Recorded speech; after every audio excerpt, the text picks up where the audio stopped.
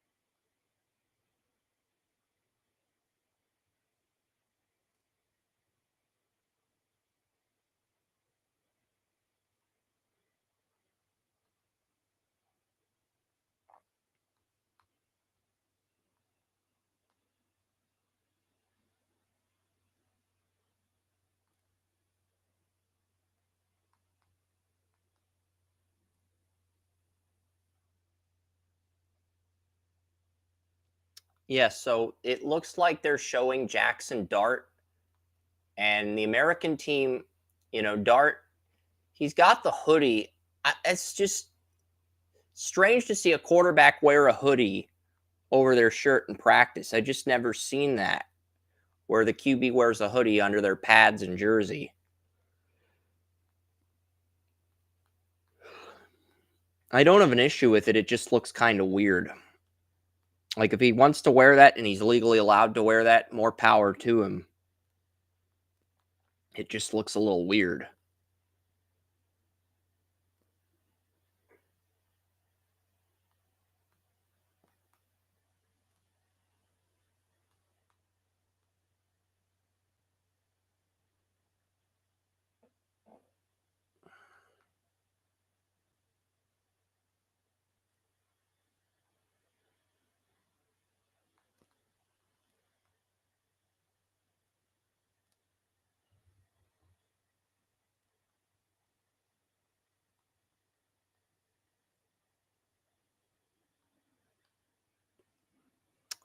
Yeah, so the practices are about to start.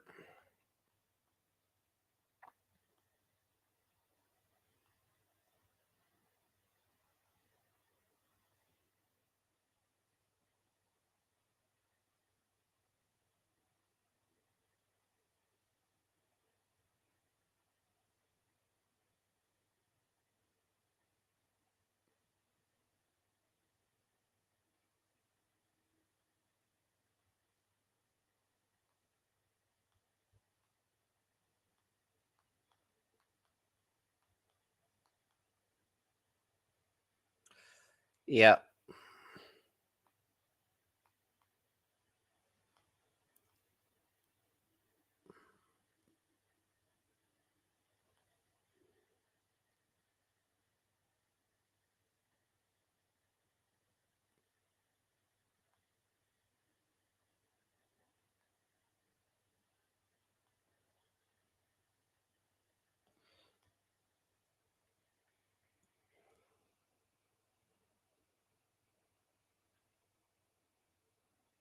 Yeah, I've gone live. Emory Jones is warming up.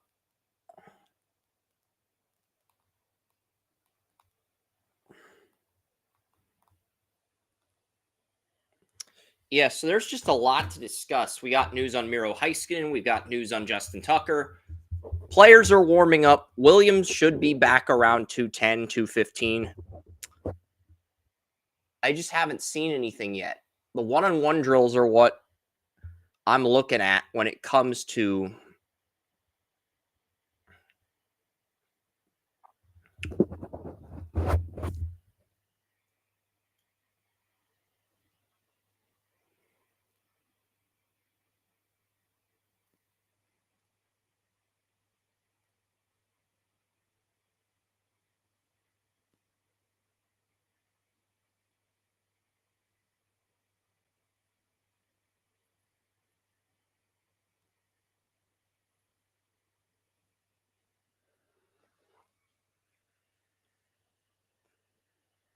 Yeah, so the Eli Peyton Manning ads, Jade Barron, Will Johnson, Jihad Campbell, Tyler Booker, Tatoria McMillan. I'm just curious, where does Jeremiah have Will Campbell on his rankings? Membao is an interior lineman. Kenneth Grant, Kelvin Banks.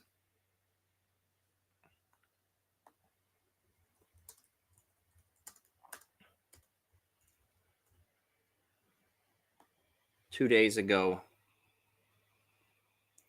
Where's Will Carter on the rankings? I'm just curious.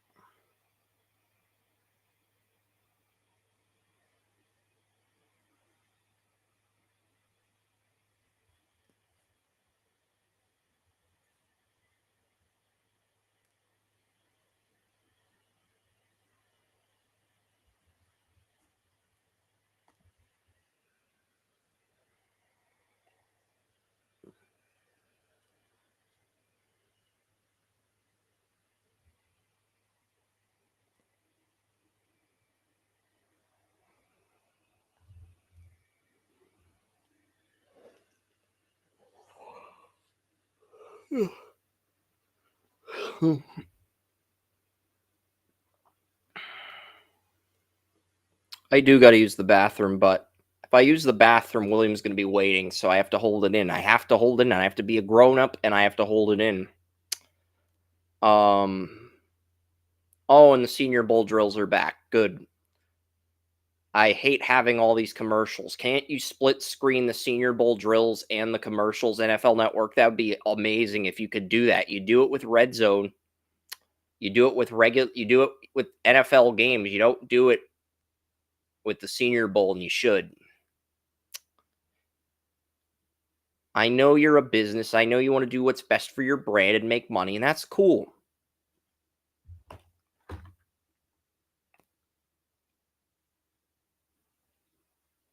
$15 people on the stream. Thank you guys so much. Angela Baker is the Giants assistant, offensive assistant. She's the tight ends coach this week.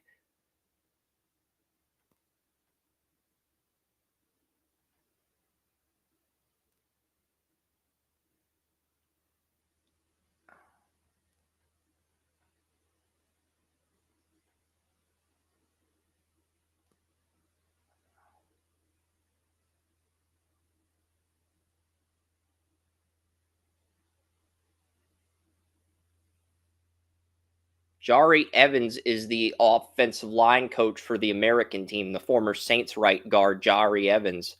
I remember him back in the day. He was a really good right guard back in the day. I think he was the right guard when the Saints won Super Bowl 44 over the Colts. So he's the offensive line coach for the American team. That is a big detail. That's a big caveat.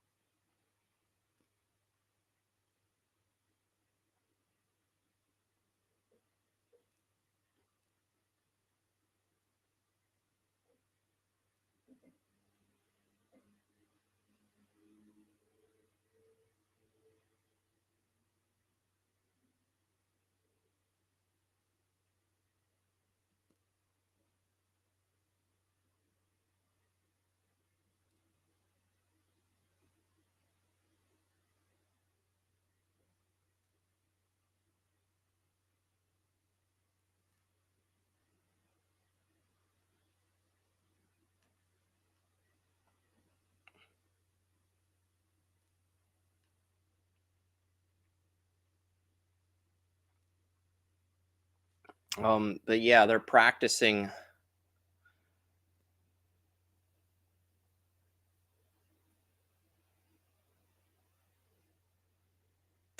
The Rams don't block. If the Rams block Jalen Carter, if Likely wears white cleats, if no PI versus the Bengals, if Falcons picked up a first down, if the Broncos block on the field, the the Broncos block on the field goal, if the Raiders don't fumble, if Tampa got the Chiefs don't make the playoffs. Come on.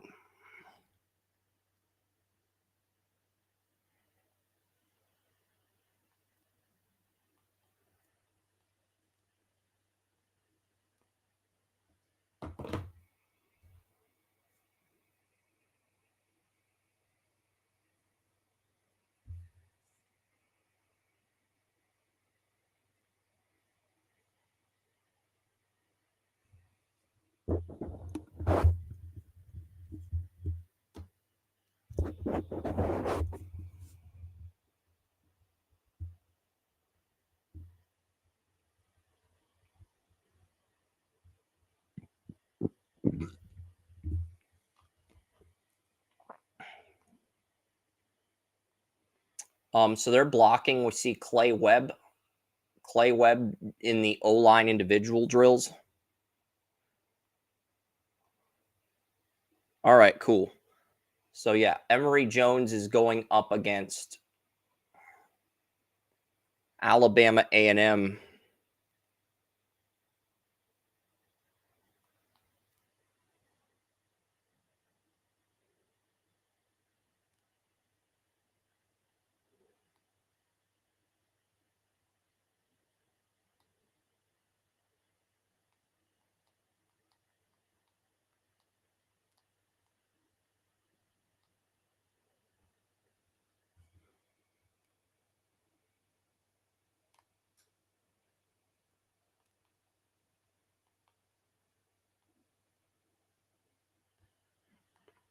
So they're going to another commercial here.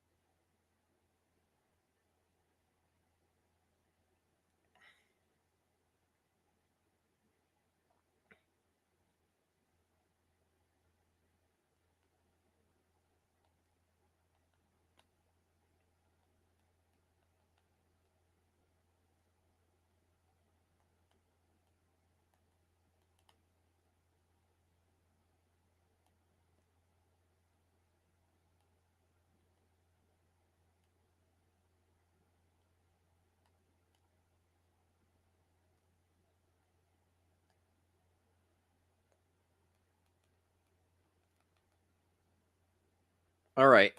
So William's ready to join. I do have some news.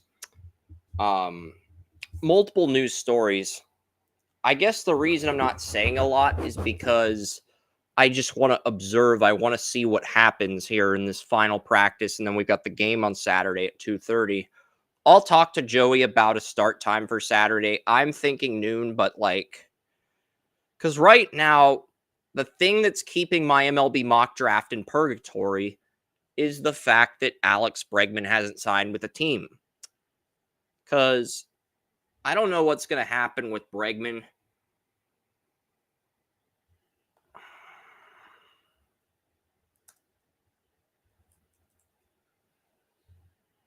Isaac Paredes had 19 home runs, 80 RBIs, 129 hits. He played for the Tampa Bay Rays and the Chicago Cubs last year. Signs with the Astros. He's only 25. Obviously, you'd like to bring Bregman back. Alex Bregman, though, is 30. Yeah. All right, we're back. Senior Bowl practice. Yes, sir. So we're back. I've got multiple news topics here before the drills start. Utah has narrowed their NHL team down to 3 team names. We've got the Utah Hockey Club, which is what they're going by this year, the Utah Mammoth, and the Utah Wasatch. The Utah Yeti, which is the leader among fans, trademark issues, so they can't go with that. I like the Utah Mammoth the best of those 3. Hockey Club is bland. I don't know what a Wasatch is, so Utah Mammoth, go with that. It is the best of those options, even though those 3 options kind of all suck it to a point. Mammoth is the best of those 3. I think that's a cool name for a mascot. The Miro thing, it's a leg ailment, and he's not been placed on IR. The MRI came out yesterday. It's a supposed leg ailment, so that I think Dallas is going to rest him and bring him back for the playoffs in April, the Stanley Cup playoffs in April.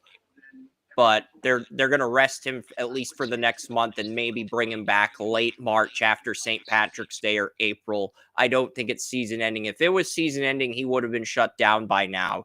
He's listed as week to week, not month to month, and they're having him see a specialist after the MRI. So I don't think it's season ending given that information, William. If it was season ending, injury wouldn't have been ruled week to week. He would have been placed on LTIR by now. It's going to be hard. For sure. They're probably just taking a little bit of a break, for him to see the specialist and before they let out any information about it, Exactly. And they want to get more information from the specialist before they make a decision. And the other news that we're getting is the Justin Tucker news. This story's been blowing up on the internet. Justin Tucker's been accused of inappropriate sexual behavior by 6 massage therapists via the Baltimore Banner. And everyone's talking about this story. Benjamin Albright, who covers the Broncos, got hit on it on Wednesday yesterday. And now it's coming out. It's leaking. I don't know if the Ravens, what's Justin Tucker's contract look like? The Ravens get out of that? I'm going to look that up. I know the Mark Andrews contract frees up cap space, but. Whoa, what the heck just happened? Justin that's one of those situations. Tucker's contract runs through 2028, but the Ravens can get out of it this year. Actually, no, they can't. It says potential out 2025, but Justin Tucker would have a dead cap of almost $500,000. So you're going to lose $400,000 cap space unless there's a post June 1st buyout in his contract, which there might be. Spot Track won't have that data, whereas Over the Cap will. So that's kind of what I'm looking at. Is there a post June 1st designation on Justin Tucker? That's kind of what I'm looking at here with Tucker. $4,200,000. That's not a lot. When you're looking for players to cut and buyouts, you're looking for a player with 7 to 11 million to really clear up your cap space. That's the thing. Real. And that's one of those situations, you got to see what comes out of it. Whether there's more of them like Deshaun Watson, where there's finally 26 of them. But it's 2 massage parlors banned Justin Tucker. 2, not 1. 2 banned him from inappropriate touching, and there's others that have accused him of inappropriate touching too, that kicked him out but didn't ban him entirely. It's like 5 different massage. I don't get how some of these football players, do that. It's like, you can either go pay for it or, there's got to be women falling at your feet, but So, there's always the things about being falsely accused, because they got a little bit of money or something. But it's a situation, how far you said inappropriate touching and things like that. Yeah, that's pushing it. Words are words, but they can still be pretty heavy, and I hope this all works out for him. But, if he's really doing shit that's bad, maybe you should, go to, you know, class or counseling or something, like, I don't know. Yeah, It's a bad situation all around, it is. but history is full of it. So we'll just have to, see what comes out of it. And if you want a tip for hugging, you can keep your hands to yourself and walk away. That's one option. Other option is you can use the palm. Because if you keep your hands off of the person, but you hug them with your palm, you put your palm on their shoulder, you're breaking the touch barrier, but you're not putting your hands on the individual. Thus, you can't get Me Too'd. And if you do get Me Too'd, it's false allegations. It's not because your hands aren't on the individual. So, Yeah. and that And is if you're in the right, then that's one thing. But that's why I have the palm rule for breaking the touch barrier. Somebody wants to give me a hug. right. I know it's kind of awkward, but the palm rule helps me stay out of trouble. So it's a clever workaround. It's a clever loophole until other people use it against you. So better if I don't talk about that. But Milrow's throwing some passes here in the tight end, wide receiver, DB one-on-ones. Milrow. And it's broken up by 10, the Kansas State defensive back. Who the hell is that? I don't know. Let's look it up. I think we're at a loss for words now, man. Yeah, man. But I'm looking up the Kansas State defensive back because that's a guy I'm kind of curious about as far as Yeah, Todd McShay is saying, that he's failed to separate himself. Milrow. Yeah, and one thing I was just thinking about is he just might have to wait till that game and then show off his legs a little bit, make everybody forget about It's what they saw Jacob at practice when Parrish he or was running. Keenan Garber. Let's see. Jacob Parrish was number 10 on Kansas State. I'm not sure if he's at. Yeah, Jacob Parrish did get an invite to the combine. Really good day for these corners at the Senior Bowl. Jacob Parrish had a great day yesterday. So that Kansas State corner was Jacob Parrish. Thanks to the Hour Lads guy, because Jacob Parrish was the only returning starter at corner, but the guide said he's a junior. I thought he was a true senior. He might be a junior redshirt, but Jacob Parrish is at the Senior Bowl. I think that's Jacob Parrish who broke up the pass, the Kansas State corner who broke up the Milrow pass on that last throw. Yeah, Milrow's definitely going to have to, do something to get out of this. And that's a better throw there, but I just thought, I think that's Smile Mondon Jr., the Georgia linebacker in the coverage. And what this tells me is Mondon is not very good in coverage. Good run stuffer, okay pass rusher, not very good in coverage, very suspect in coverage. That might limit Mondon to a backup role at the next level as far as with all the Milrow news, as for spoiler to my evaluation, he is a better prospect than Anthony Richardson was coming out of Florida. And I disagree in a respect because I felt like Richardson had a lot of boxes, but what I'm checked off a lot of boxes as far as progressions, offense philosophies, arm strength, accuracy. But the thing is, his completion percentage was a lot lower than you expected, and the medicals dating back to high school at Richardson are things that people overlooked. Yeah, the problems I had with him were the medicals. Looking downfield, his accuracy for one, and also looking downfield, I'm not sure if he knows what he's looking at half the time. Because he makes those progressions, but it's the point that I think he's looking for an open receiver, and his arm just isn't a caliber like. And Jack Kaiser broke up another Milrow pass. He intercepted Milrow yesterday. Got his number. I like that. So now we see Riley Leonard. That may have been Riley Leonard who threw that pass to Kaiser. We got these teammates helping each other out with draft stock. We had Nick Martin miss the tackle and Ole Gordon, and we have Riley Leonard throwing a pass into coverage to Jack Kaiser. So we have these teammates helping each other boost their draft stocks. It's only happened today, though, but it's weird that it's happened in both practices today. Yeah, maybe they figured they had to do something, towards the end and let them have a couple of freebies, take one for the team. Hey, man, at least they're doing something as a team. Yep. That shows a little bit. Yeah, and Riley Leonard throws it, completes it to Marquez Hunter, and James, the Florida linebacker, gets exposed by Riley Leonard.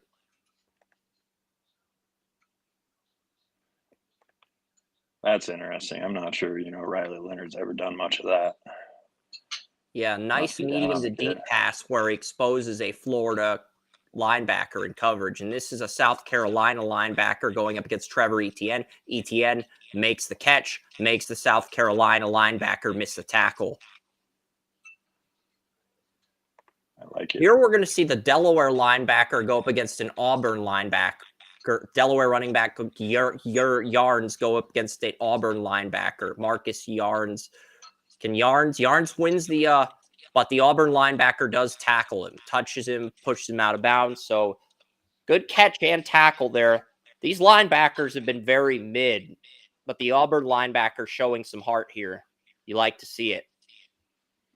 Yeah. And coming out of Auburn, no matter how terrible that team is, they're still in the SEC. They still have that competition to go up against. So, some of these players that might not be able to transfer to the big name SEC schools, like we were talking about that cornerback earlier coming into Vanderbilt from wherever the hell he was. It just shows. RJ Harvey, I think he caught the pass, but I think he only had 1 foot in bounds. If he had both feet in bounds, that would have been a touchdown, though. So I'm not going to criticize Harvey for that. I think that's more on the QB for making that throw than Harvey for catching it. Yeah. So Harvey did his job. It's QB's job to make sure that ball is accurate. And Jackson Dart throws a touchdown and picks apart the Auburn linebacker that just had a good play. So Dart RJ Harvey he absolutely did everything, Gus Malzahn asked him to do.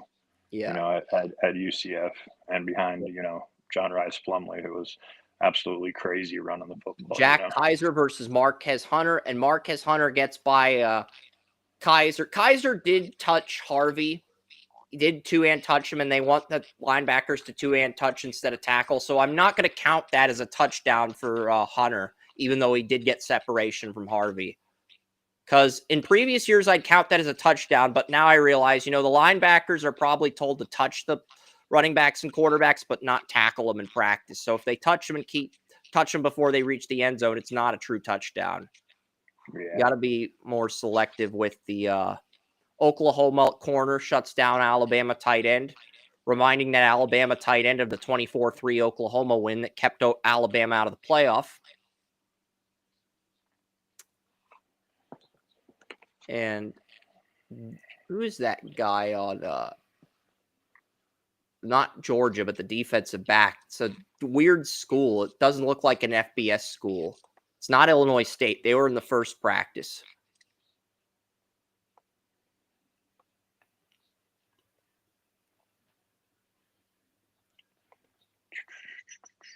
I'm going to pull up these rosters here and leave them up. Yeah, I've got the draft rankings done. I'm guessing we'll have a guest on Under the Bleachers next week, and then after the Super Bowl, I think we should do a mock draft. You and one other panelist of your choice, whether it's you could pick the panelist that we bring on, whether it's Brandis or a guest of your choice. You and the guest do a mock draft, and I just mediate it and set it up. That's what I'm thinking for a future episode. Just a one round. We will not do more than one round. Just for the first round, you and a guest. What would you do? We can do that. Because I think that'd be a fun show. Yeah, for real. And we could wait till after the combine to do that too. If you'd prefer to wait till after the combine to do that too, but I think that's an idea for a future show, future episode of Under the Bleachers. What's the date on the combine? Is that the end of this month? I will look that up right now because I have not looked that up. Because they're sending out the combine invites Thursday, February 27th through Sunday, March 2nd. Yeah.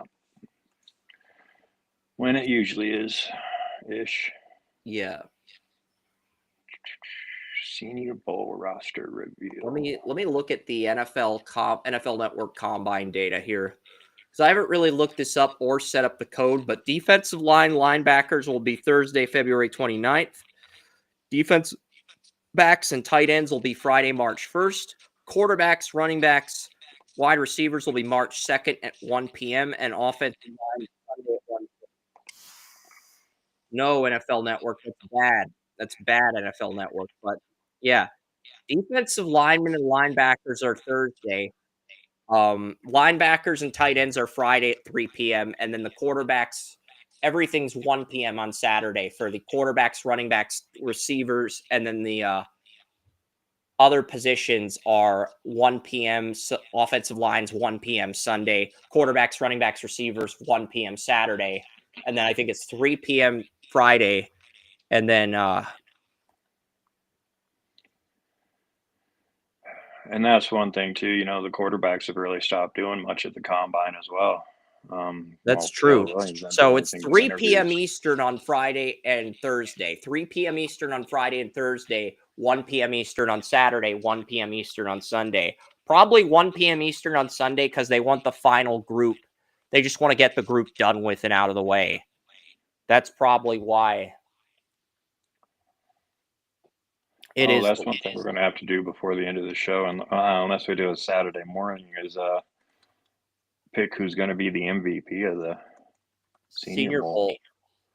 I'm not sure when we're going to schedule Saturday's show because if we schedule Yeah, it Saturday morning at 10 a.m., the usual time, Joey and I are going to be ranting on Talk Shoe while you're getting ready for the Senior Bowl game. I think you'd rather just live stream the Senior Bowl game and do nothing else with the show on Saturday. And what that's kind of why I scheduled the stream for 2:30. Haven't yeah, really. If we do a show on Talk Shoe, it's probably just going to be Joey and me, and then you could relax, and then we would bring you in at 2:30 Eastern, 12:30 your time for the game. Because I yeah. figured you really wouldn't want to do anything else outside of that this week, and we're getting to that point where there's really nothing to talk about except pre-draft stuff, William. Yes, sir. So That was one thing, all these people, they shut down these groups and stuff on Facebook. Oh, yeah, I'll come back. See you in August. It's like, what are you talking about, man? It's like, let there me is a run the group. whole I'll lot post some to talk things. about sports related. I mean, I'll keep people interested. yeah, we'll keep people entertained because you've got the transfer portal, you've got recruiting, you've got NFL free agency, you've got the Senior Bowl, the Shrine Bowl, the Combine, got all this stuff coming up. That's just the football side of things. And You that's got one thing about you get Brandis too, is she covers all that recruiting stuff that's coming in, and that's beyond me. that's what Wes It's does like, for us as well at Draft Utopia. But the then you look at the NHL All Star Game, NHL trade deadline, NBA trade deadline, NBA All Star Game. I think all the All Star games kind of suck, except for the MLB All Star Game, and I think the award shows are pretty overrated too. I've just I know they want to treat these professional athletes like these award shows like the Oscars or the Grammys. all I right. get it. Celebrities, big occasions. It's great that you want to do that. I've never been an award show guy. I'm not an award show guy. Okay, I'll watch the Canton Hall of Fame. I'll watch the speeches. I'll watch the preseason game in Canton, but I've never been an award show guy, William. I'm going to be honest. I'm not big on the award shows No, it's like when I was going through school, that's for the popular kids. because they never really did this. 10 years ago, they didn't have these award shows. Then the NFL started doing them in like 2014 or 2015, and then the other leagues like the NHL, the NBA made it commonplace too. I'm I don't sitting think here. the NBA has an award show. I think the NBA just hands out the awards based on who got the most votes. They What, don't even have their own like the show. best flop? Like the best flop? Yeah. NBA, MLB, I think they basically hand out the awards to who got the most votes, and the NFL and NHL are the only leagues with their own award shows. So, because even the MLS doesn't have an award show, and they only do like they only air the MLS Cup on Fox, and all the other stuff's on Apple TV. So yeah, I mean, that's pretty much it as far as like the content goes. I think the NFL and the NHL are the only two leagues with their own award shows. But yeah, I've never been into the award shows myself.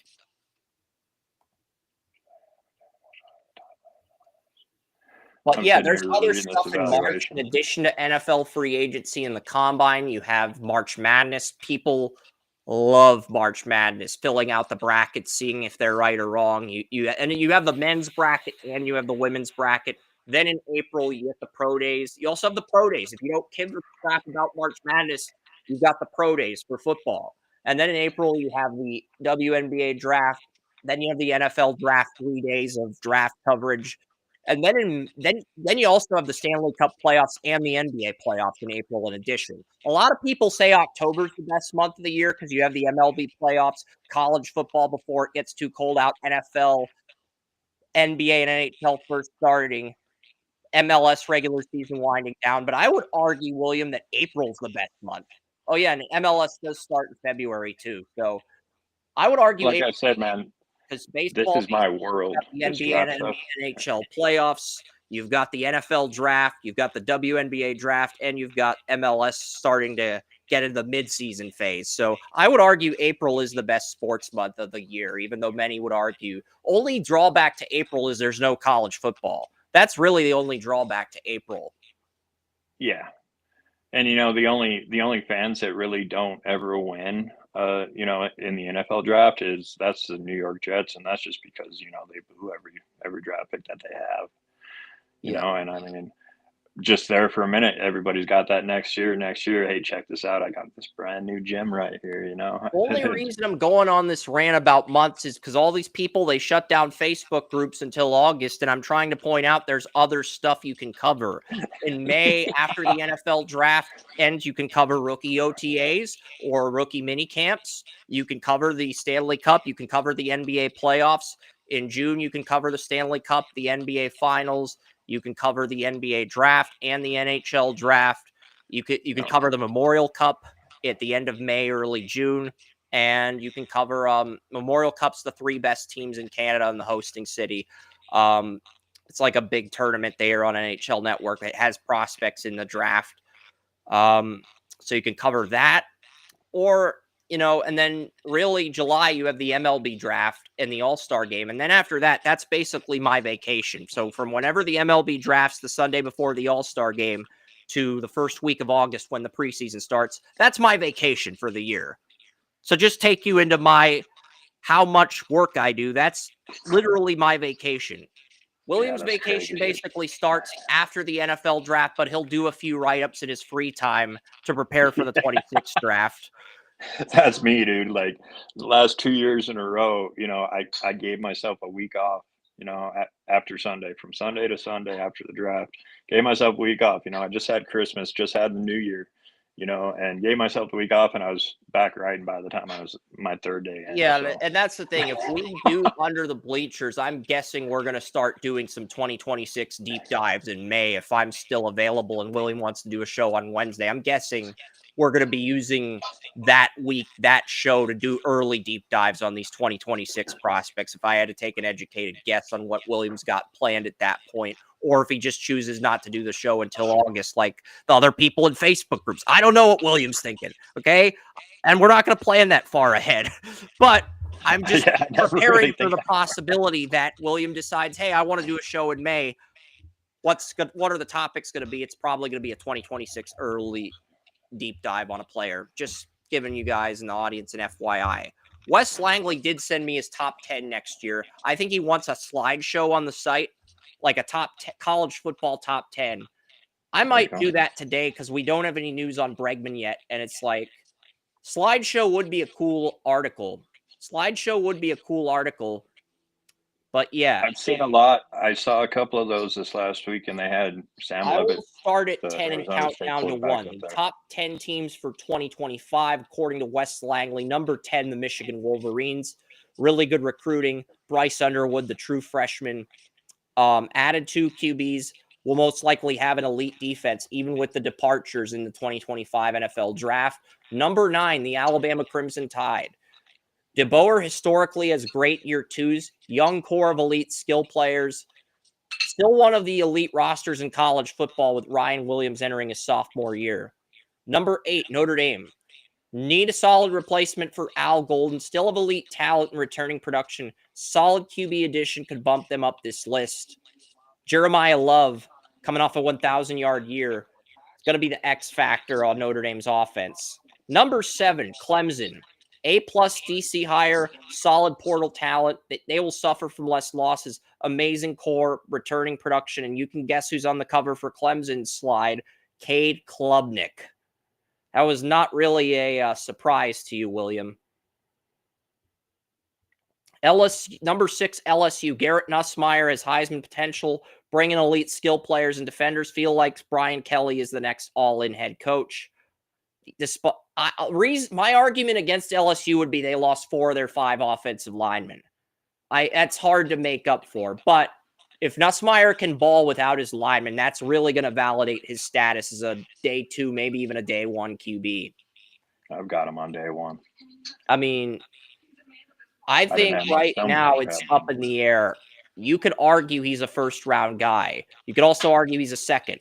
But he's a top 50 player regardless of what stance you lean. That's what I'm getting at, William. He's top 50, even if he falls to day 2. He could move to go into day 1, though. Another one of those players that was groomed to coach his son, groomed for the position. So, yeah. Penn State comes in at number 5. Drew Aller is back. Nicholas Singleton is back. Their other running back is back. And they got Ohio State's defensive coordinator. So Penn State's number 5. If Penn State can go into Columbus and beat the Buckeyes, I think they'll end up as the Big Ten champion and the number 1 seed. Number 4, Georgia. Number 4 is Georgia. They have the QB that replaced Carson Beck in the playoff. Oregon Ducks come in at number 3. They got a running back from Tulane in the portal. Dante Moore takes over as the starting QB. DeCorian Moore, the wide receiver, is the number 1 receiver recruit in the country. Evan Stewart is back at wide receiver. I got to make sure I took Evan Stewart out of the receiver rankings. I thought I did, but I'm going to double check that really quickly because I thought I took him out of the rankings, but because I think Evan Stewart did come back to Oregon, but I'm going to double check that really quickly. That is going to be dangerous with Dante Moore. He's an upgrade. Oregon State, so I've got to put. We're going to put the Matthew Golden wherever we had. We're gonna put Matthew Golden where we had Evan Stewart in round 3, and I don't know who the hell we're gonna put in the receiver rankings for. I want to put somebody in the receiver rankings though, because I forgot Evan Stewart came back to Oregon until just a few minutes ago. Who do you put in yesterday? Because we were talking about Higgins. I put a receiver in from Virginia Tech, and I put a receiver from Illinois, but I don't know.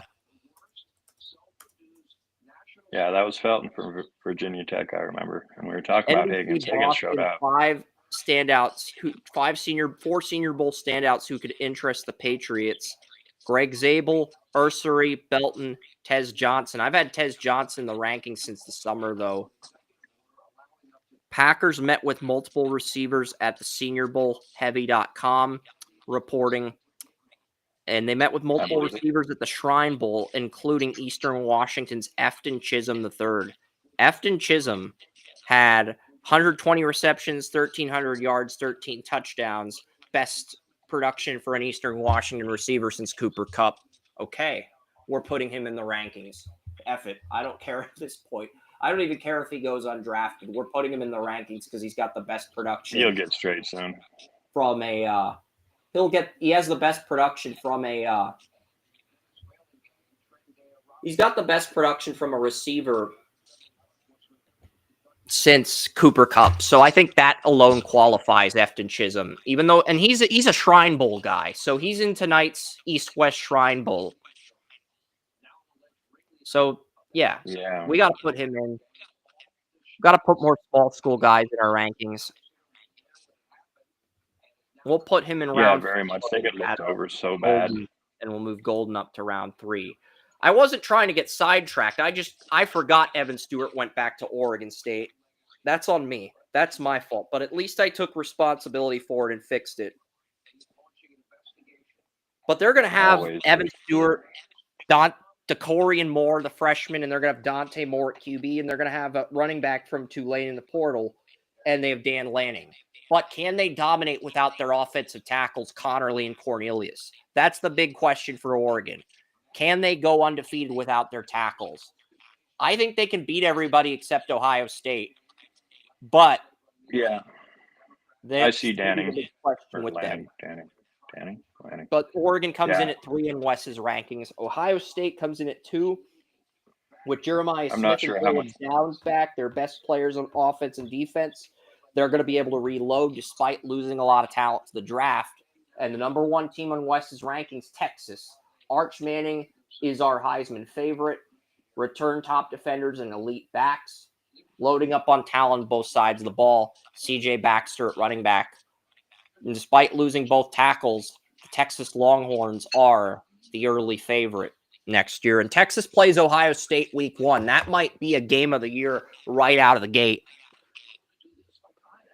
They do. The Texas goes to Horseshoe, and a lot of the Buckeyes who are returning from that championship team will get their championship rings, and all the Texas players who are on last year's team that lost to Ohio State will see that, and they'll be pissed off. So that might fire up Texas to beat Ohio State, but that's a big game for both programs, William. But that's Wes's top 10.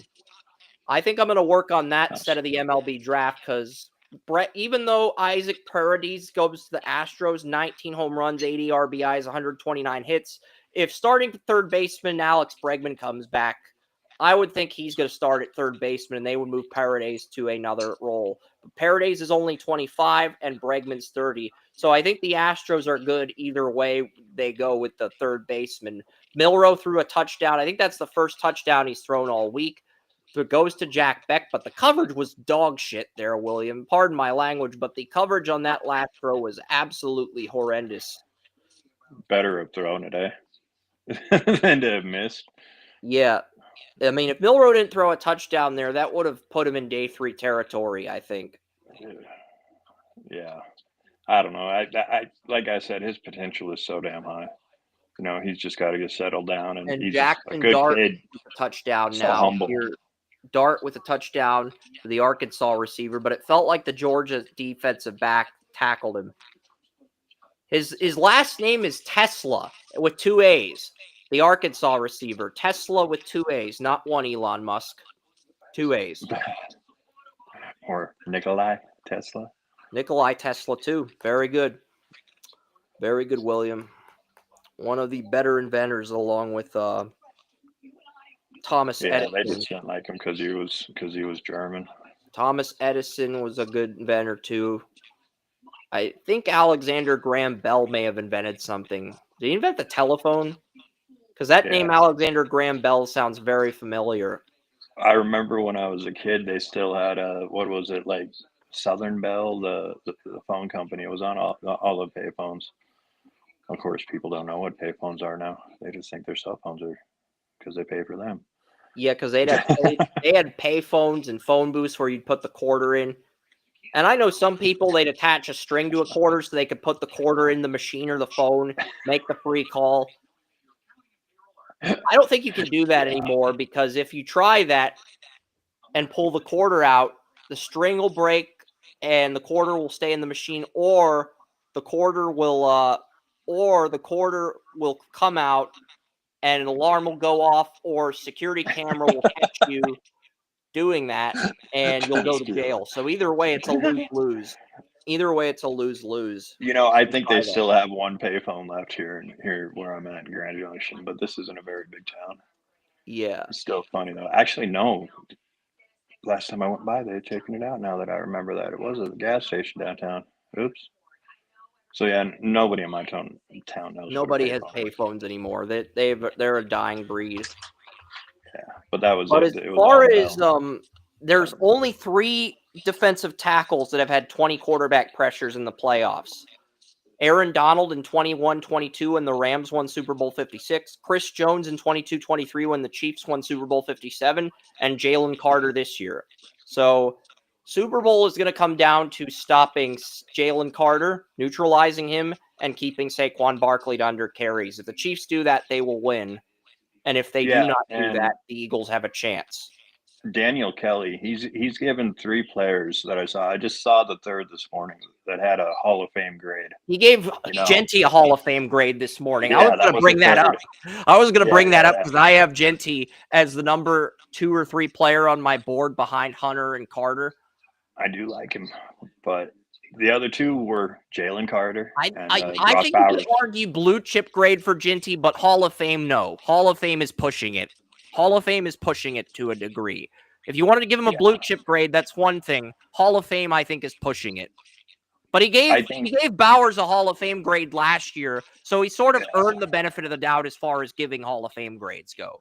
If we're just going on track record alone, Daniel Kelly pretty much called Bowers a Hall of Fame tight end last year, but everybody said he's a blue chip. Like, there wasn't a single person that didn't think he was a blue chip tight end last year. Let's be real. No, there wasn't. And on film, it was just obvious. That's why I didn't even have to go into a full evaluation on him. I was just like, this is a gimme. He's one hell of a player. I mean, oh my God. You know, the kid can absolutely play. And it was just one of those things where it's like, why am I, I mean, who wants to read another evaluation that says Brock Bowers is such a great player? It's obvious.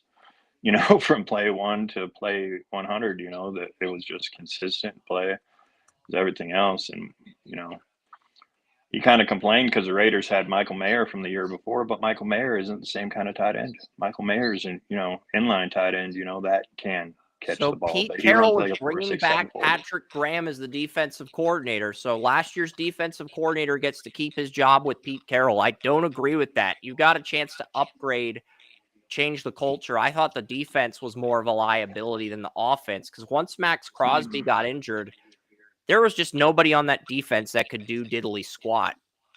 And both your linebackers are UFAs. Both Diablo and Spillane are UFAs. And Nate Hobbs, your best corner, is also a UFA. So I don't agree with what I'm waiting for right here is someone to change defense. Speaking of Daniel Kelly, he's got that 38 defense that he came up with. And, the 4-3, 3-4, all that hasn't changed in, 40 years? I mean, they've been around 34 schemes. People say certain coaches use hybrid schemes, but that's just bullshit. There's either 43 or 34 personnel. And if there's not, it's either nickel in the 43 with the 4-2-5, or it's the 3-3-5. Yep. And that's the most run package there is a nickel. And I mean, whether it's 4-3 Joey thinks we're going to see more dime defenses in the coming years with 4 corners. I agree. I think that's the next transition. That's what's trending. So that's probably because if you have 4 corners and you're playing dime, you're going to be able to prevent short as well as medium deep passes in 4 receiver sets. I think that's what's coming. And we'll start seeing that utilized more on 3rd down and long, but only like 3rd and 10 or 3rd and 14. Because if it's 3rd and 7 and you play 4 corners and they call a running play, boom, 1st down. Too risky. No. Or if Allen or Lamar takes off and run, boom, 1st down. Congratulations. That's the one thing, man. If anybody really wants to watch or read something on defense, is look up Daniel Kelly. I think it was on Draft Diamonds, and his 38 defense. And I mean, it's built all on coverage, and there's not many ways to get around it. You'd have to abandon 5 offensive linemen just to do it. And it's I'm looking this up right now. The 38 defense. Like I said, he came up with that a few years ago. Is it 3/8 or is it 3/8? He just said 3/8. I think this is the article. A new defense the NFL has never seen before. The idea of an ex-NFL scout. Could the 38 defense work? Imagine a 0-3-8 defense. That is 3 linebackers, 8 defensive backs. Yeah, and that's just talking about it. The Vipers. that's what he's got rushing the passer, and 4 it's corners, 4 literally, safeties, 3 linebackers, and the Vipers. yeah, yeah, it is.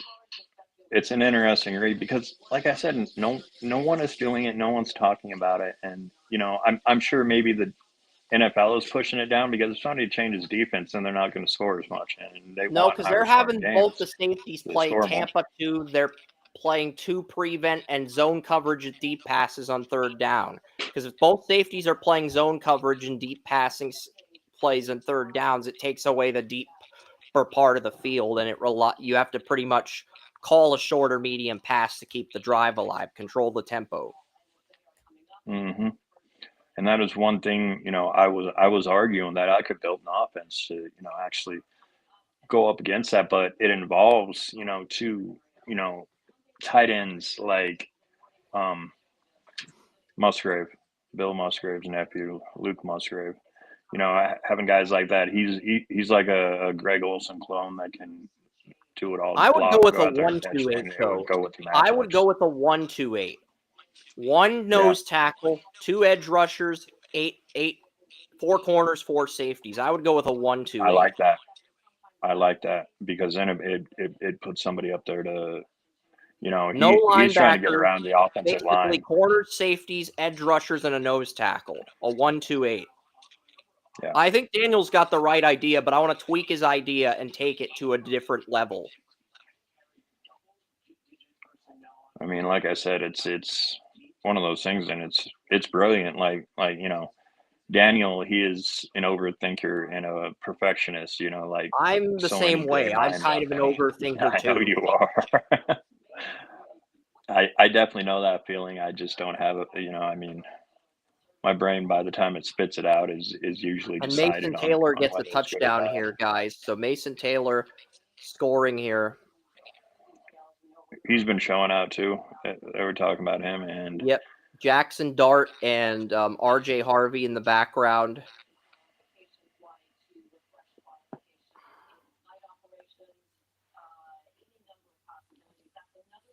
AAC. Northern Illinois is moving to the Mountain West. I don't know how I feel about that. Northern Illinois, Yeah. the Huskies, yeah, that's where Rocky Lombardi went to school. Yeah, that's kind of weird going because that's pretty far west compared to Illinois. Yep. Yeah, I'm just trying But to think. Who was that's the school? I think it was Charlotte that was going to get consideration for the ACC because there was a third school that also is a soccer program that was going to get consideration for the ACC. It may have been Charlotte. It may have been South Florida. South Florida does have a soccer team. So South Florida, James Madison, and Memphis were the 3. But, Charlotte I could see moving to the ACC for football. I could see UAB moving there too. Trent Dilfer's the head coach at UAB. So I think Dilfer, move him into a bigger conference. I think there's a lot of potential there. I don't know if Alabama Birmingham is ready to take a leap of that caliber, though. I do think they have the right coach in play, but I don't know if now is the time. But if the AAC loses some teams to the ACC, I do think Dilfer is going to become the top coach in that conference once he gets his guys and culture in play. he's a good offensive mind too. Yeah. I mean, and that's been the offensive coordinators coming up. All of them have been either former quarterbacks, or as Dave Ragone talking about Mike Kafka. All these guys that have been quarterbacks, and Yep. that's the offensive mind. Cliff Kingsbury, he is going to get a lot of play for head coach at the end of next year. He said he was coming back, I think, anyway. Yeah, I think And Derek Dellinger's lining up at center here. Jackson Dart, red zone situation, hands it off to Yarns. And, these guys were ready. I know Yarns technically did cross the end zone, but 2 or 3 guys touched him. And they're telling the guys not to tackle the quarterbacks, running backs, to touch them in practice, tackle them during the game. So that sounds like back when I was playing in middle school, and the teachers out of recess yelling at us to play 2-hand touch, and as soon as they would disappear, they don't want turn their their heads, stars to get we're injured. smacking Coaches don't want their stars at to each get other. injured. That's why they Yeah, exactly. That's why they don't allow tackling in practice. It's just common sense. Yep. Definitely is. It's not worth it to, cause injuries and Nope. that kind of stuff. Sure, I mean, our high school team, we knocked the shit out of each other, but that was one of those things where it was just that way. I was a sophomore playing varsity football, and let me tell you, those seniors, they don't appreciate you much until they find out you can play or take a hit. Basically, until you play or take a hit, they don't respect you, or you get a turnover. You have to pretty much score by showing you can play, get a turnover, or get a big hit, and then they'll start to gain respect for you. And if you make a play that wins the state title, they will let you try beer at the parties. But I would not go down that avenue. I know shows like Friday Night Lights like to fictionalize and dramatize stuff like that. I would not go down that avenue personally, but just saying shows do fictionalize certain events like that. Oh, they So, fictionalized that movie all to hell too, the Friday Night Lights. So much of it they changed and they didn't have to. It's like, why don't you just tell the real story about, what happened? And then it exactly. just happened to pop out of a book and it's like, I don't want to see, fictionalized stuff unless you have to fictionalize it, Yeah. and one of those things. That was still a great movie though, because I mean, it came up to the challenge. Paul D. Podesta's character in Moneyball was fictionalized because it was named Pete something else, but it was basically based off of the character Jonah Hill played in Moneyball. Yeah, it was a fictionalized character, but yeah. Yeah, that was what, Brandon Bean's cousin. Yep. On Moneyball. Mm-hmm. I'm glad he doesn't play or doesn't manage football so much with analytics as he does up in Buffalo. He's done a great job too. Just watching that defensive line play the Bills, I mean, they were stepping up. They're doing, what these defensive tackles are doing, here in this practice. And, I think we'll get a Bengals-Lions Super Bowl next year, but if the Bengals knock out the Chiefs in the AFC title, I'm thinking the Bengals might be the 4 seed and the Chiefs might be the 2 seed. The Bills get home games against the Chiefs, Ravens, and Bengals next year. If you want the 1 seed, you have to win all of those games. Literally, the toughest road game on your schedule is the Texans, who beat you by a point last year. If you go by Aaron Rodgers and his Super Bowl logo conspiracy, well, that they had to fix, last year because they found out about it. That's why the colors were different. But no, it's kind of blue on blue this next year. I think it's going to be Bengals Lions. I do. I like that. I think the Bengals are going to be the AFC team, but I could see the Bills getting the 1 seed and losing to the Bengals again. Because remember, I think the Bengals beat the Bills 27-10 or something in Buffalo a few years ago when Burrow returned to the AFC title. So I could see a situation like that where the Bills actually play their asses off again and they actually earn the 1 seed, but they draw the Bengals in the divisional round and they lose. So the Chiefs get another home game at Arrowhead and everyone's thinking, oh, shit, here we go again. Fucking Chiefs are going to go to a 4th Super Bowl. Here we fucking go again. And then Burrow ends up beating Mahomes in Arrowhead. And then we get a Burrow-Dan Campbell Super Bowl. And the fans are like, finally, we get an amazing Super Bowl. Finally. That's how I think it's going to go down. And then the Bills are going to get home field the following year, and then they're going to win Super Bowl 61. That's how I think it's going to go down. Final year at Highmark Stadium, they get the 1 seed, but they lose to the Bengals in the divisional round. Because if the Bills have home games against the Chiefs, Ravens, and Bengals, all they have to do is win those games in the regular season. They're the 1 seed, William. That's really all they have to do. That's your window of opportunity as far as strength of schedule goes, because you're not going to get that hand again. Yep. And then you get that number 1 seed, and it all runs through you. And as long as you get Mahomes and avoid the Bengals, I think you could potentially win it next year. Well, you'd have to get Mahomes in the AFC Championship. If you get Mahomes or Burrow in the divisional round, I think you lose. But if you get the Ravens, the Texans, or anybody else as the 1 seed, I think you're pretty much locked into the AFC title with home field. And that's what you need if you're the Bills. That's what you need. You need a good draw like that. And you need Burrow and Mahomes to play each other in the divisional round so that you get the winner in the AFC title game. If you're the Bills, that's what you need as a franchise if you want to get to the Super Bowl. I'm just saying. I think it's going to happen. I think the Bills are going to win 61, but I think next year goes to the Bengals, and then we get Allen over Baker and then Justin Herbert over Jaden Daniels. So we get 3 good Super Bowls, but we have to watch this one first. We get 3 really good Super Bowls, but we have to watch this one first. And I'm going to say the Lions end up beating the Packers in the NFC title. Same prediction I made last year. Kind of bland, but I don't really see much changing in the NFC. I think the Lions, Packers, maybe the Bears. The Bears hired a 28-year-old offensive coordinator. And I think the Bears could do something. I think the Bears could get a wild card, but I don't know if Caleb Williams wins a playoff game. I think he could get to the wild card, though. I don't know if he has the maturity to win a playoff game. And the thing is, you got to fix that interior offensive line. I know there's a lot of rumors the Bears want Ashton Jeanty. If you draft Jeanty's only going to have like 500 or 600 yards. And if he's splitting carries with DeAndre Swift, he's only going to have like 200 or 300 yards. And your interior offensive line's still going to suck for Caleb in year 2. Yeah. Even if you get the right rookies and with both your second-round picks, that interior is still going to have growing pains. Whereas if you take a guard at 10 and a running back in round 2, you have a better chance of turning things around. I love Jeanty, but if you put him on the Bears with their dog shit interior offensive line, pardon my language, I just don't see him becoming a Hall of Fame player in that situation, William. And I'm pretty sure you're in agreement with me there. Yeah, Chicago's a tough town for football, put it that way. And, yeah, they haven't done much better. I am not sure what Ben Johnson is going to do. I figured that they might go after an established head coach, somebody, because they do, they've had a few good players go there, I guess I won't dog on anyone right now.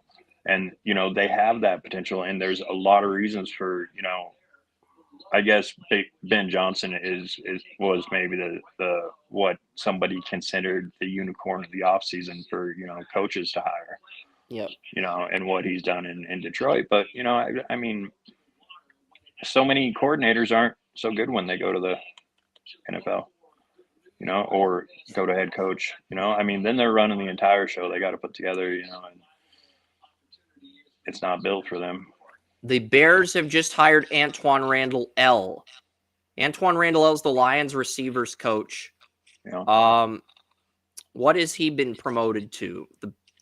He is the assistant head coach. So if Ben Johnson gets fired, Antoine Randall L is the interim head coach. That's actually a good hire. You poached the receivers coach from the Lions away, promoted him to assistant head coach, and you got a young offensive coordinator who's 28, worked with the tight ends in the Denver Broncos. So looks like they're rolling out that red carpet for Ben Johnson. You got Dennis Allen as your defensive coordinator, former Saints head coach. You got Declan Doyle, 28-year-old tight ends coach with the Broncos. First 28-year-old since Sean McVay to be offensive coordinator. Richard Hightower's your special teams coach. Randall L's your assistant head coach. Honestly, I like the identity the Bears have brought in. I think they've brought in a good identity as far as coaching goes. I like what they've done as far as the hiring. I think they've had some good. I think the Bears and Patriots have had the 2 best hires as far as coaching cycles go. And the Jets, I put the Jets at 3rd. Aaron Glenn and Steve Wilkes, I think that's a good combination. But who's going to be calling the plays in the offense for the Jets? Who's going to be the offensive coordinator? Are they keeping Nathaniel Hackett? Ooh, I wonder because, Aaron Rodgers mentioned sticking around, so. It sounds like somebody friends with Hackett got demoted. A lot of people forgot Hackett got demoted, but he is not. I don't think.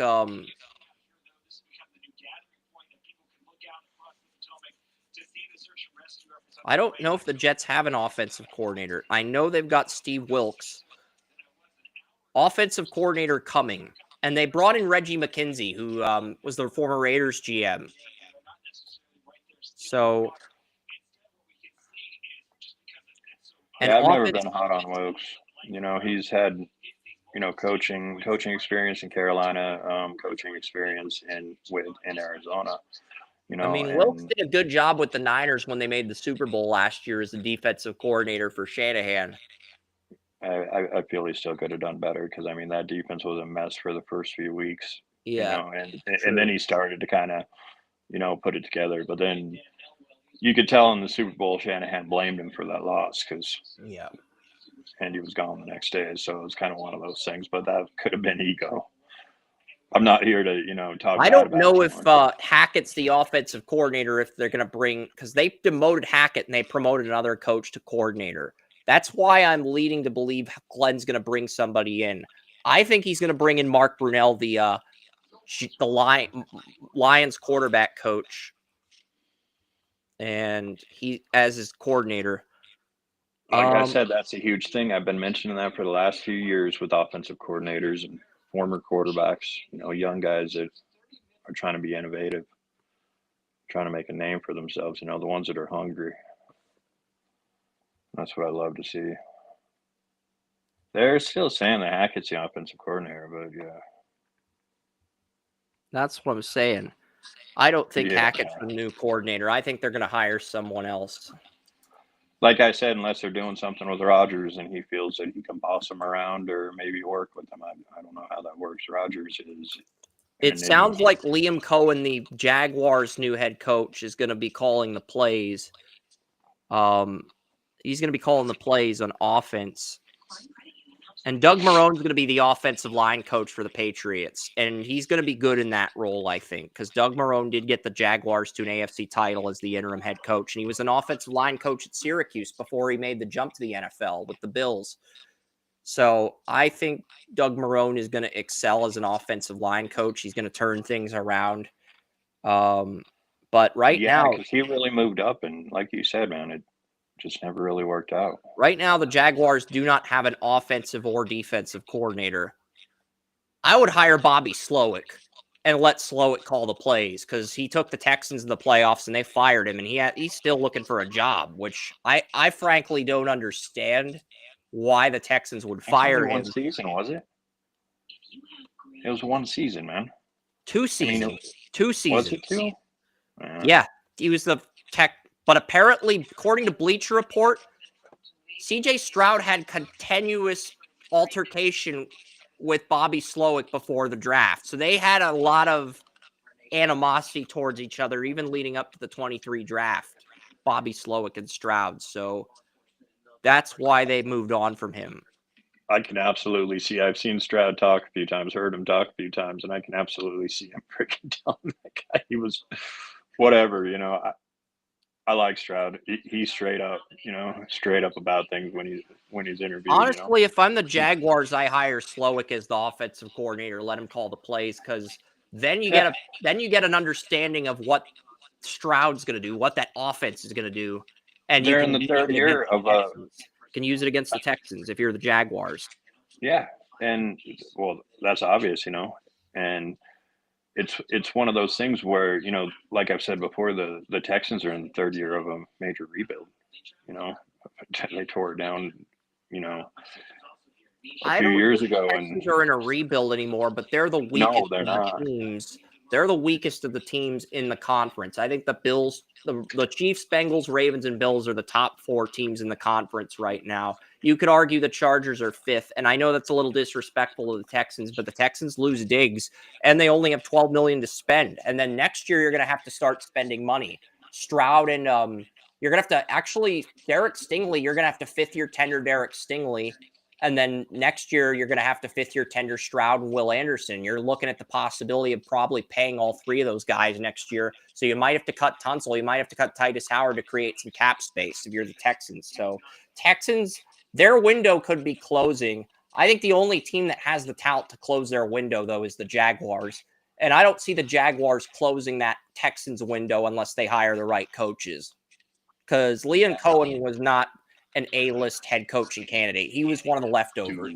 So if you hire a leftover coach, you got to bring in somebody like a Slowick and then bring in a defensive coordinator and just put that foundation in play if you're the Jaguars. Yeah, because they've never really gotten past mid, And Yeah, that's I one of don't those see the things. Titans winning the division next year, even if they draft the right QB at 1. Even if they drafted Cam Ward at 1, I don't think they would win the division year 1. And Richardson, as much as I'd like to see him take that leap like Josh Allen, he's had too many setbacks with injuries for me to bank on that, to put money on that, So that's why I think the only team that can keep the Texans from winning the division is the Jaguars, William. Maybe I'm wrong on that, but that's No, because I mean, the Titans have been mid too for a while, since the late '90s, and it's like, Titans were good for a few years, but then they traded AJ Brown, and then after that, everything went downhill. They were the 1-2 a few years we went ago, through and that then they yesterday. traded Brown to the Eagles, and then everything's been downhill since then. They fired Vrabel, even though he wasn't the problem. It was the GM, John Robinson. Then they hired Carson. That didn't work out. I definitely like Vrabel in New England.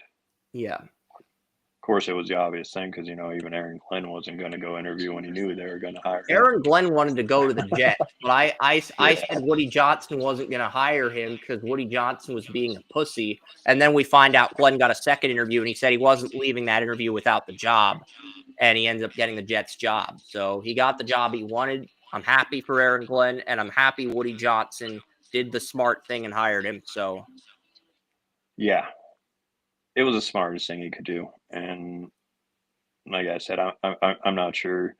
Maybe Aaron Glenn wanted there for the pay, or maybe he just has that kind of confidence that he can, fit in that job and actually do something with the New York Jets. They've never had a quarterback. The greatest quarterback ever is Namath, and he threw more interceptions than touchdowns. And they've just never had one. Chad Pennington was their second best quarterback, and that's why I want to see where Jordan Travis is. But that injury must have been terrible, man, because he was still on the physically unable to perform list. Almost 2 years removed. I mean, that was just a bad thing. It was see his knee get tore up like that in the last game. But yeah, if you're one of these AFC South teams, poach Bobby Slowick away, because then you'll have a basic idea of the playbook the Texans have as far as their offensive plays go. You won't have everything because the new coach will come in and tweak things. New coordinator will come in and tweak some things, but you'll have a basic idea of what the team runs and how to game plan against it. And if you want to shake up that division or win it next year, you got to at least figure out what the Texans are doing. Somebody's got to do something. I don't think the Titans or the Colts have the personnel. Colts might, but the problem is Richardson's got to take a Josh Allen, Kyler Murray, Jalen Hurts type leap in year 3. And I haven't seen enough for Richardson to where I'm confident he takes that leap. No, I'm not confident at all. He's going to play him out there, and he should have been taken. And I'm not confident in the Titans, even if they get the right QB at 1 in this draft. I think they're a 7-win team at best, and that's if they get the right QB in this draft. If they get the wrong QB, they could be a 2 to 5 win team once again next year. And then there's the Jaguars, and I think many of these teams are looking for identity, man. Because they have the QB, they have the tackles, they have Brian Thomas Jr. at receiver, they've got Ingram, you've got Kirk on 1 year, you've got some corners, you've got the edge rushers, you got the D tackles, linebackers. You have somewhat of an identity, but the problem is you don't have the coaches. Yep, and you have more cap space than the Texans, and if you hired Slowick as your OC, I think you could figure out what the Texans are doing and use it against them. None of the teams we're talking about has an identity. I think the Jaguars do. Their coaches do not how to. I think the Jaguars do have an identity, but the coaches don't know how to maximize the usage of that. Yeah, I mean, they've got some good skill position players. They've always had a good defense. Tackles, edges, D tackles, linebackers, corners. They have good players at those positions. Not a complete team on paper, but when they're healthy, they can win enough games to win the division. I don't think they'd win another playoff game like they did under Doug Peterson, but I think they have enough pieces to where they could steal the division from the Texans if they had the perfect offseason. But they literally have to have the perfect offseason. I mean, That's one suggestion that I can have for some of these teams searching for an identity. They look for these quarterbacks or something like that, for the fans to cheer and everything else. But if they don't have an identity, I mean, they can play smash mouth football, on defense, and absolutely form an identity that way, and then wait for their quarterback. They've got to do Jaguars are something to 32 move million on. in money to spend. The Jaguars have 32 million in money to spend, and the Texans are 238,000 over the cap. So, are there any players the Texans can cut to save 10 million or more pre-June 1st? No. Laramie Tunsil at 3.8 million. That's the most you can get for cutting him pre-June 1st. And honestly, I wouldn't cut Tunsil. Maybe next year when his buyout's higher, but not right now. So is there anybody post June 1st you can cut? You can cut Titus Howard to save 14.1 million. Diggs is going to be a UFA. You could cut Tunsil, but I wouldn't cut him. But the 14.1 for Titus Howard, you could probably, I would keep Howard if you can't upgrade in the draft or free agency, but that's just me. But yeah, the Texans are in a good spot with hardly any money to spend for free agency, and the Jaguars have 32 million. So the Titans have 44 million, but I just don't think the Titans can make enough good moves to where they're going to challenge the Texans. And Colts, I'm not confident. The Colts only have 28 million, and they need Richardson to take that leap. Otherwise, they are going to be, they're going to be another 7 to 10 win team once again, and they're going to be on the outside looking in. That's just the reality. This might still be the Texans division for another year. But it's not a very good division. That's the problem. Yes, sir. You nailed it. Who represents them is kind of up in the air, depending on what they can do. Brian Callahan, Bengals OC, enters year 2 as the Titans head coach. The Colts, they kept their GM Chris Ballard, and they kept their head coach. They fired their defensive coordinator. It does sound like the practices are ending. I mean, the coaches are huddling up, but what were your impressions? This is about the time it did it yesterday, too. What were your impressions? I mean, obviously, some players were going to pop, and some were just going to show they can play. These small players, small school players coming in, stepping up, and watching Yaya Black from Iowa, he moved up, showing the power that he did. And Mike Green from Marshall, he moved up, and he's a light guy, but he still showed out. He knocked players on their ass. He did his thing. But the one thing that needs to happen always with the quarterbacks, not one quarterback, not one quarterback has stood out from this entire class. I had to make my argument because I was making the argument for taking interior D linemen. Rams, Chiefs, and Eagles had guys that had 20 pressures, won the Super Bowl. And Swipa Eric replies, "Man, if only he didn't murder people." And they're referring to the Jalen Carter car accident where he tried to make that a joke. And it's like, dude, that's not funny. Like, even that wasn't even. He left the scene of an accident, and it wasn't his car. Yes, he did get charged with reckless driving, but every team overthought Jalen Carter. Okay. He had a bad pro day. That's the other part of it. He had the car accident, but he also had a really awful pro day. So teams looked at that and said, he's slow, he's out of shape, he's not going to learn the playbook. He falls to the Eagles at 9, the team he wanted to go to the whole time. And the Eagles, he pretty much works his ass off once he gets to the Eagles, and then he becomes the player everybody thought he would become.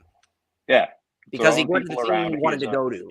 He wanted to go to the Eagles. He was trying to intentionally tank his stock enough to where the Eagles would pick him at 9, and then he ended up on the team he wanted to, just like the Cowboys with Micah Parsons in 21. That's exactly what happened with Jalen Carter.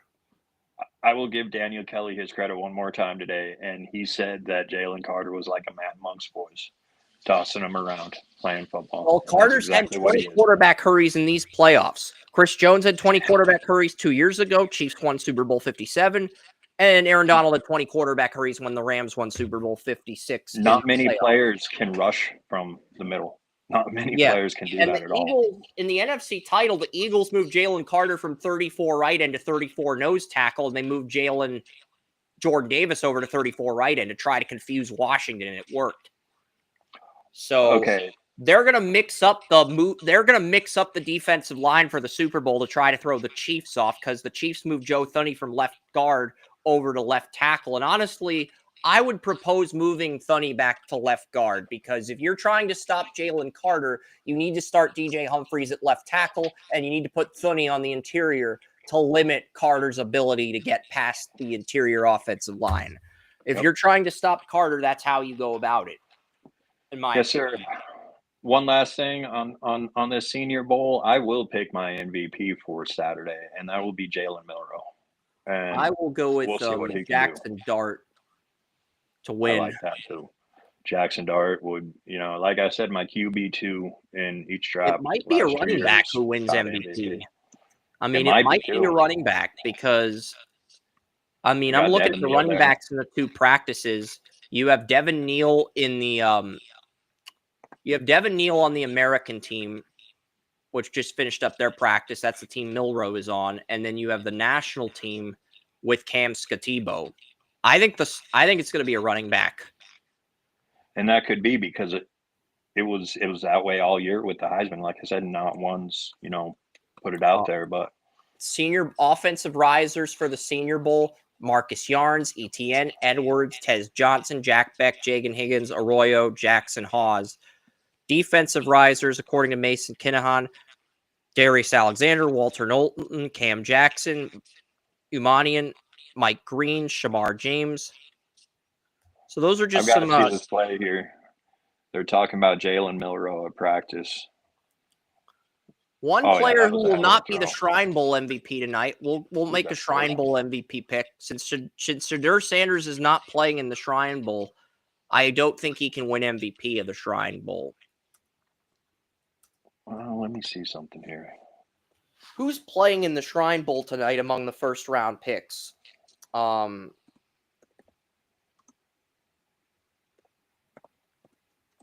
yeah, Clay Webb showed he could play center as well as guard yesterday. I thought Clay Webb had a good week. Deion Walker had a good week.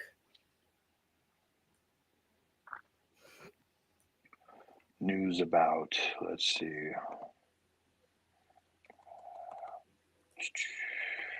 Yeah, the Shrine Bowl is on NFL Network at 8 tonight. I want to pick an MVP for the Shrine Bowl, and then we'll sign off. But yeah, could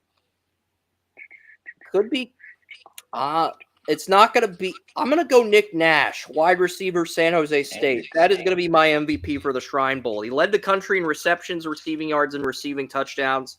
I'm going to take a little. I'm going to pick a receiver to win the Shrine Bowl MVP. I'm going to go Nick Nash. I like that pick, bro.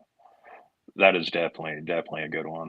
It's kind of a bold pick. It's kind of an unconventional pick, but with Shadur not playing in the game, with Revel, Kenneth Grant, most of these first-round picks not playing in the game, I'm going to go Nick Nash. It's kind of out there, like all over the place. He was the MVP of the Hula Bowl, I believe, but I'm going to pick him to win MVP of the Shrine Bowl. That's going to be my prediction, because it's going to be either him or Kyle McCord, I think.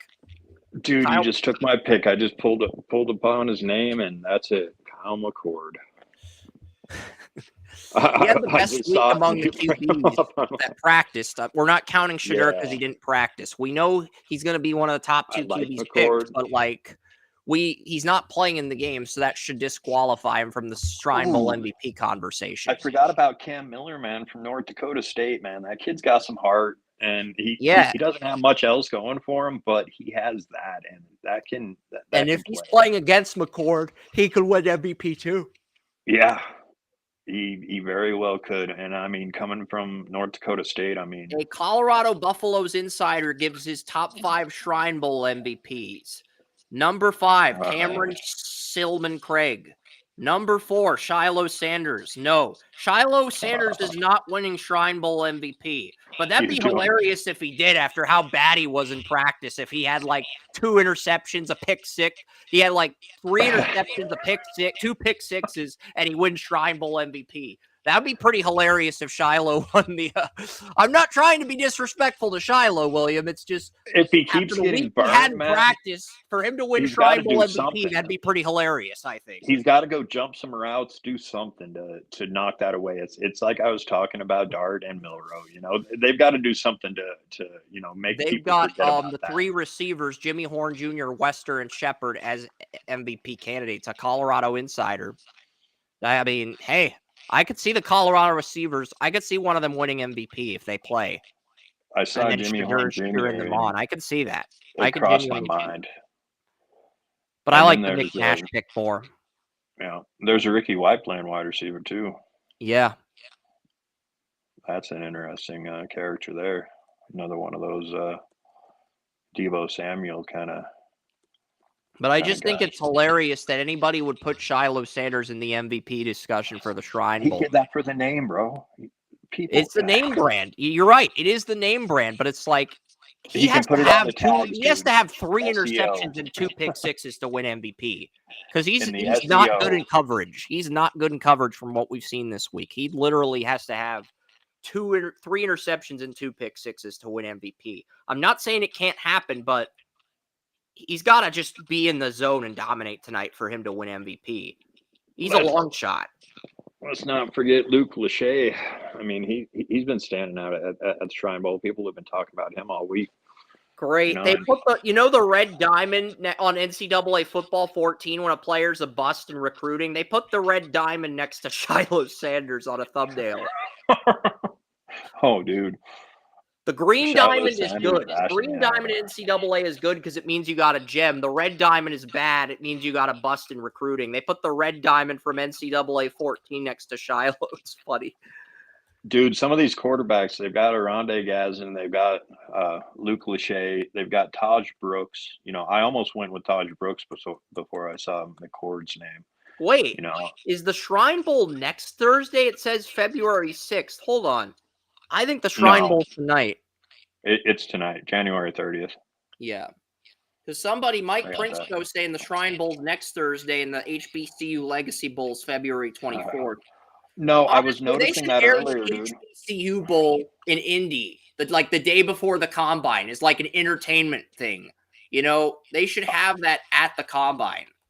I don't get how the last few years, even with the Washington Redskins Commanders and logo, they put the wrong years on there. They put 88, 80, whatever it was, 88 and 92 and whatever else. And that's not the year they won. That was the year that the Super Bowl was in, but that wasn't the year that that was, the previous year when the season started, what season it was. And so many people keep making that. I clicked on one earlier. It said Senior Bowl 2025, and it brought up last year's roster. And I'm like, oh. But no, I don't understand how they did that. And like I said, the Commanders had to change their logo because they had the wrong years on there. And it was like talking about that next generation down, I mean, it's going to be fun. Every team meets with every player at the Senior Bowl and Shrine Game. Update contact info, etc. So basically, every player.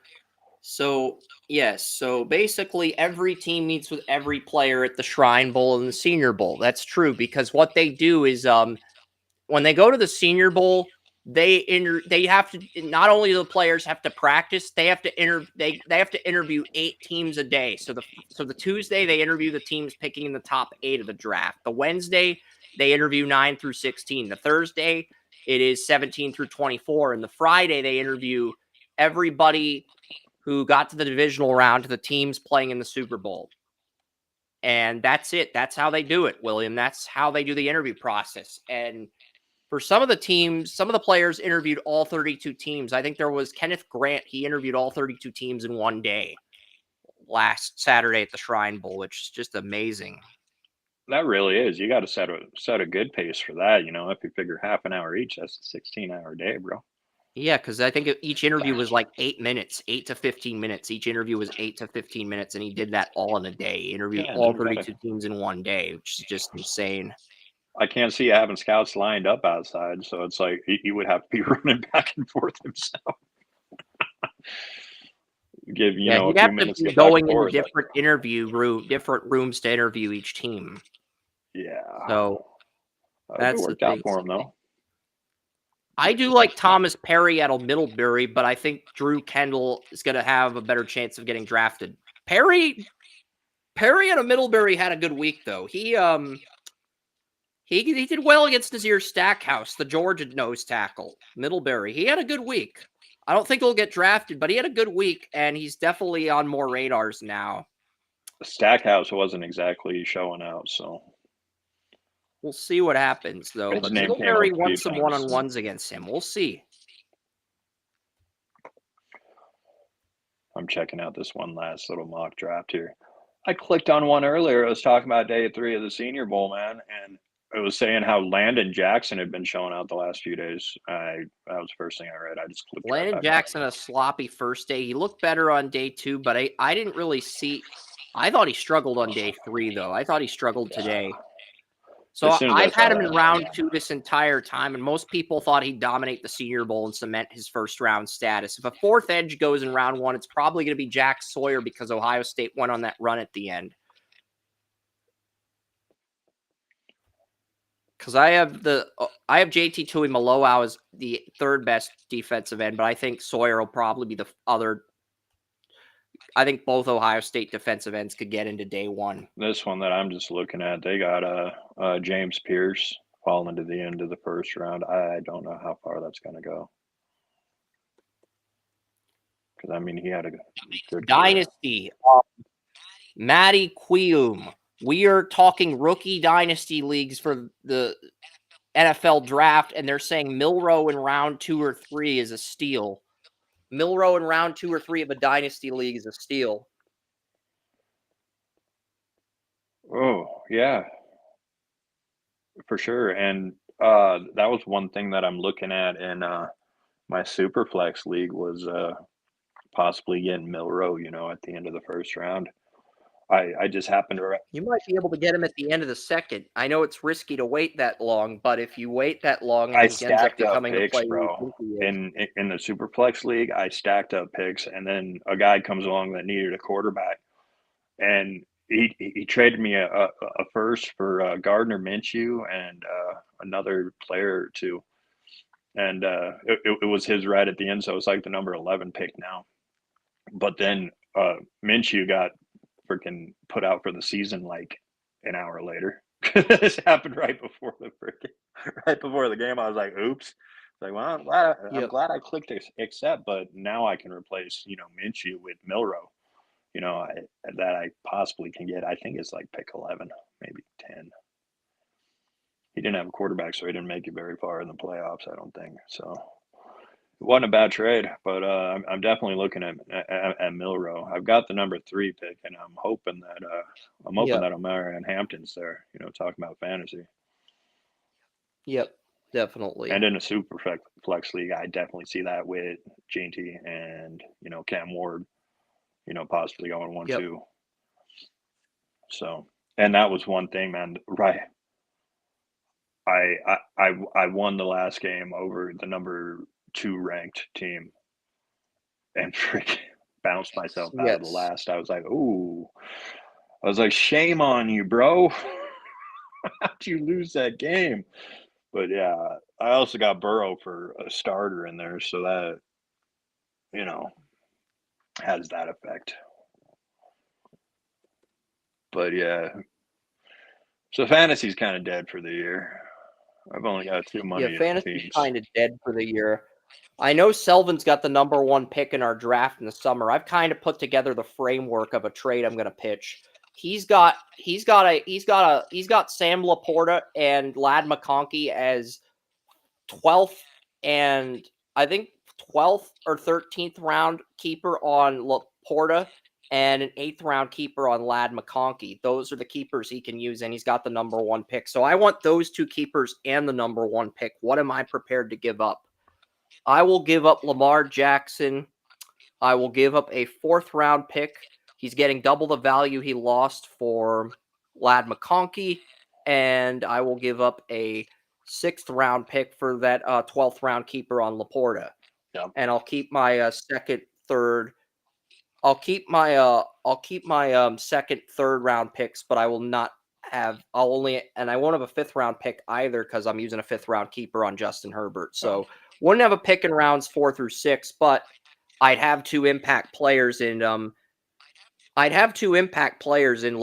and he wouldn't have to trade Gibbs away. He can keep the number 1 pick and take Gibbs again McConkey without using a keeper on him. But like, this is a super flex league, 2 QB league. So if I have Justin Herbert, I can and I use a keeper on one of the QBs, Lamar Jackson or Mahomes, I'm open to trading that player away if I get the number 1 pick and 2 really good keepers. And I think Ladd McConkey in the 8th round and Sam Laporta in the 12th round, those are 2 really good values as far as keepers go, William. Those are both really good long-term keepers. And you got Herbert in the 5th round. I think Herbert in the round 5 is a really good value too, because then you can keep him.